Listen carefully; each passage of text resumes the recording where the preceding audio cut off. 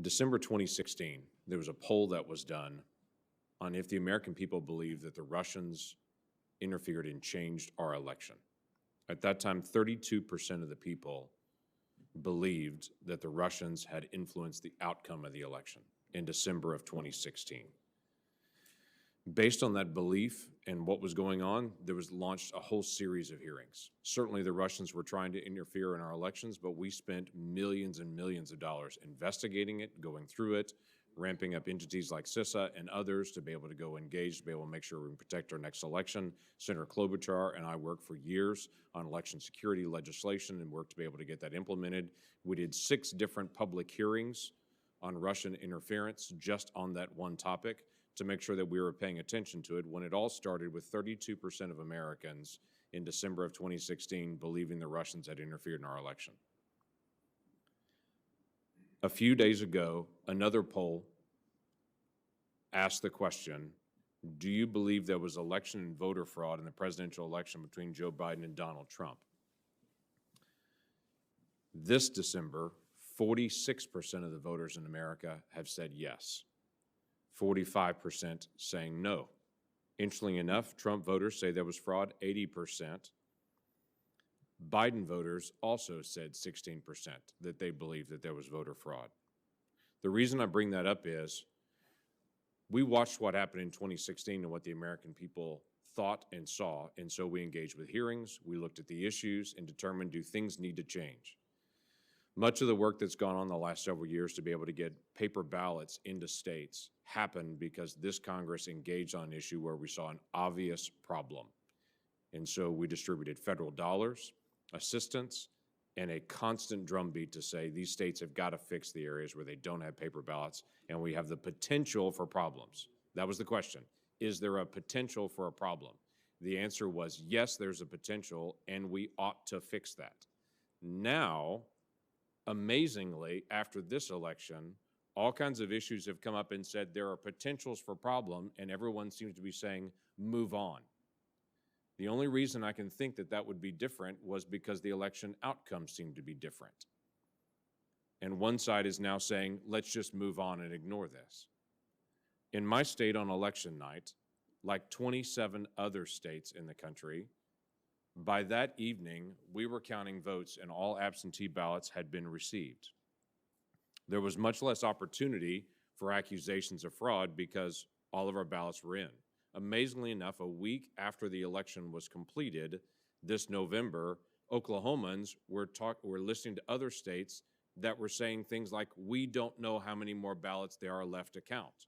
We had been done for a week. We and 27 other states had been completed for a week. That gives opportunities for fraud and questions and problems. That's a reasonable question to ask. It's reasonable to be able to ask if people can drift around and gather ballots from other people and do ballot harvesting, and in some states that's legal, does that provide an opportunity for fraud? I think the obvious answer is yes.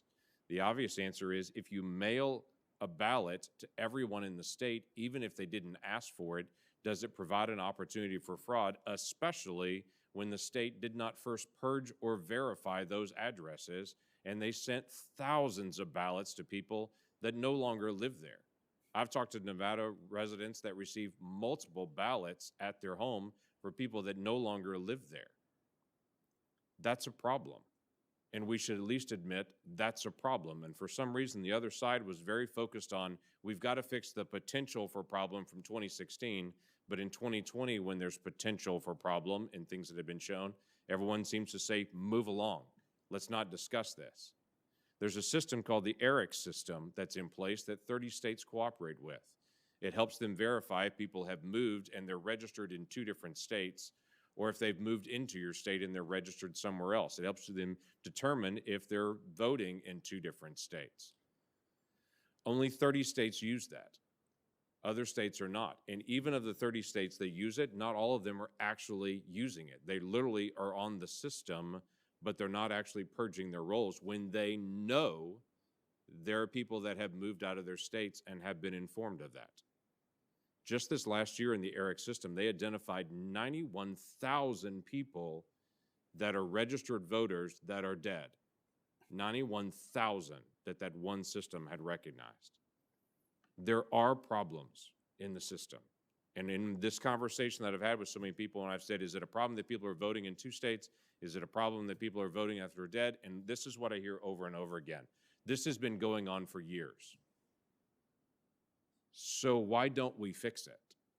Should be the next statement. Instead, the statement seems to be, well, let's just move along. Mr. Binal, 42,000 people in Nevada voted more than once, according to your work in this. 42,000 people. 1,500 people voted in Nevada that were dead. 19,000 people voted though they did not live in Nevada and they weren't a college student.